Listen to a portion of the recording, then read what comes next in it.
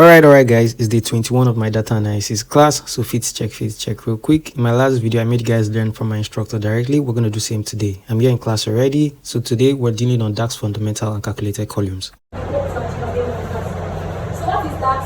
The full meaning of DAX is data analysis expression based. So if you are using it in no context, you are creating what's calculated column at a time. So you don't have columns in table, you have columns in charts.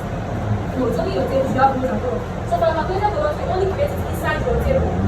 Then it's evaluated per row, like I explained. If you are creating a calculated column for profit, it should give you each of the row profits. Then it is stored in the model. That is the unit price. Can you sort it there? The unit price. You check the relationship between your member. The product table is one with the unit cost. Whereas we want to bring in total cost into your fact sales. So those two tables must be related before you can bring anything into your bill. You are creating a new table, you click what? New table. You are creating a measure, you click on what? New measure. As simple as that. Either you come here and click what? Table 2 and click new column. Or you come here, right click and click what? New column. So anyone that suits you. So I'll click on new column. I'll write down the formula. So let's do total cost first. So total cost is equal to what? Related. Still and related. I spell it out. Once you start typing, you need to bring out some options for you. What you need to do is what? Click it. So the unit of something is what? 1 times what? Quantity to get the total. Unit cost is not in our sales table. It's where? In products. So I'm using related. Because I've created a relationship already between them. Times. So this is the same times. For divide, it is numerical over denominator. Then we will not bring out answer. We give you an alternative. Let it be 0. Let me show you the same times. So this one is going to be our numerator. Total revenue times what? Discount percent is our numerator. Over what? What are we dividing by? 100. Do you understand? Times what? Discount percent, right? This is our numerator. This is our numerator. Over what? 100. The alternative answer I want to show you is 0. Because if you notice, not everything has discount. So understand? Yes. So this should be the formula for your what? Discount amount. So next revenue, decimal, discount amount, decimal, profit, decimal. The only thing that should be your number should be your total cost and your total revenue. About 31. Who wants to into more than 1 million?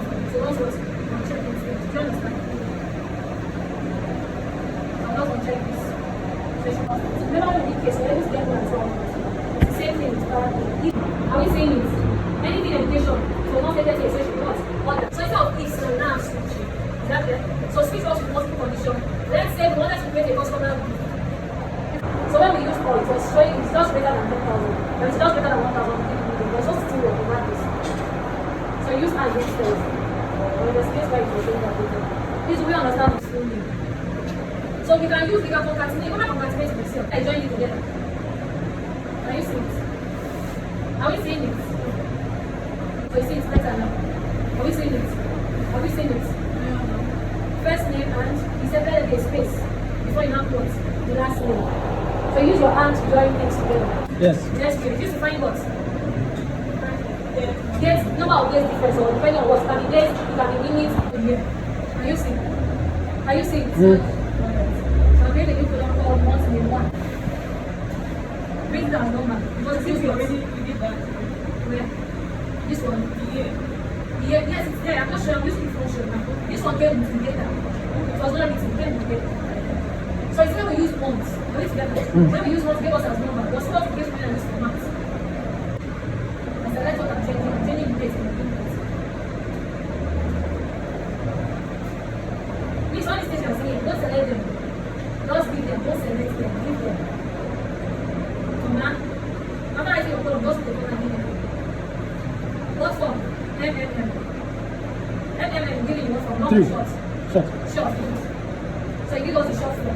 Can you see it? Yes. You add one more M. Just give us the long form. If I do this, for you, I get it from short. So what's the earliest date? The transaction date. Minus what? I want to extract from today. Right? Then I'll just calculate is it in days, is it in hours, is it in minutes, is it in months, is it in quarter, is it in years. So I'll use them. So how many years ago was the order? That's what I'm using from here. So, 60 years ago, 60 years ago. Do you understand? So once you extract not from today, but the very first day, that was 2025. How do you do that? Use your date function. Specify the year, 2025. What month will be the first day? January, right? 1. see you have the 2025.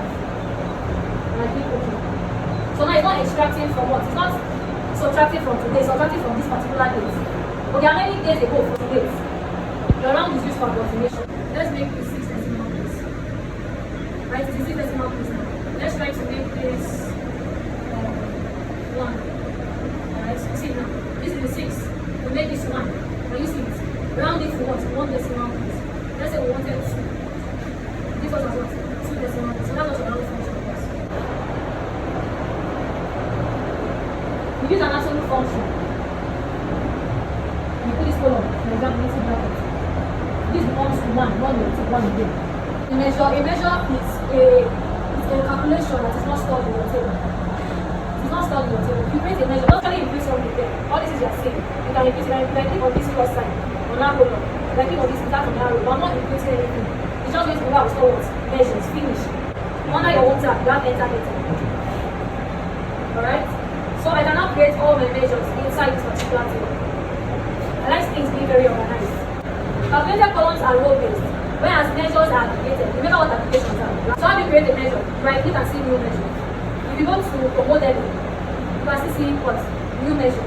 If you come to your table view, and your table view you want to create a measure, you come to table 2, you can still see new measure. So there are different ways. I want to create a measure called total quantity.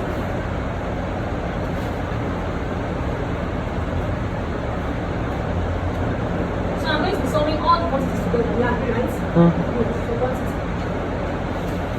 So I've created my measure. It's currently in my DAX measure table. It's currently in the table. Can you see the measure there? No. You can actually see the columns, right? But no measure. So the measure is not here. Let me try to create another measure. Let me create a measure in my fact table. Let me create a measure in my fact table. A new measure. I can call it rows. Let me call it gross revenue. So to get my gross revenue, I will sum my total revenue together. I've created the gross measure. That's what I mean by it's not stored in the table. You cannot see it here. But if I use a fish one, let's say I use a catfish one, and I put total quantity, you can see it, right? Let me create another one, another catfish one, and I bring in that gross thing that I created. So that gross revenue now, I put it here. I can see it here, right? But I cannot see it in this table. So a measure is what you use for the visuals. All these visuals are seen, all these charts. You use what? Measures. Like when you see like a calculator, like it tells you it's a what? Measure. When you see this summation attached to it, it tells you what? It's a calculated column. Then this one, see it's calculated column. Then this one, this effect tells you you use functions to create this. You use the key function to create this. Do we see the difference now? Okay, so I'm going to show you a slicer. So I want to use a slicer. So your slicer is used for filtering. So let's say I want to see the different sales for different categories. The different sales for different categories of the products. Let's say I want to see for accessories category. You see it changed, right? This is the total quantity we have sold for accessories. This is the gross revenue we got for accessories. The same thing for office storage. This is the total quantity. You can see it's changing. Can you see it? But when we apply these filters, we go back to our fact sales, it doesn't affect it. It doesn't affect it, it only affects measures.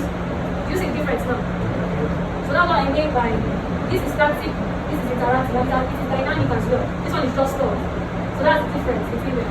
So in the next class we'll see application functions, we'll see min-max, then other functions you have to use.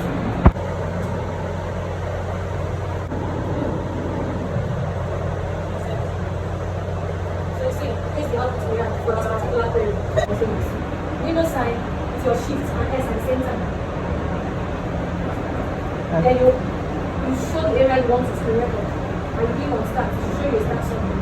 But that only one will not be looking standard quantity, gross quantity, and what other one? Poster. I want everything to be one column as products. So how do I do that? Writing this. When I come to where I transform and I do on pivot other columns.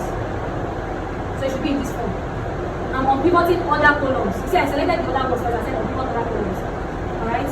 So you should have, so you come here and separate the column. I know you do not think of this one. Have you? What do you ever do of this? So by leftmost occurrence, I just want you to extract just the gloss. The quantity and the amount USD should be in another column. So I'm splitting into only 2 columns. And I click what? Okay. Good. So I can name this to be products. Currently, we have quantity, amount USD in one column. But I want it to be quantity column and what? Amount USD that was spent on this particular product. Do you understand? Yes. So I will click on all of them. I'll click on just one. If you want to pivot, I'll tell it pivot by what? The value. And I click OK.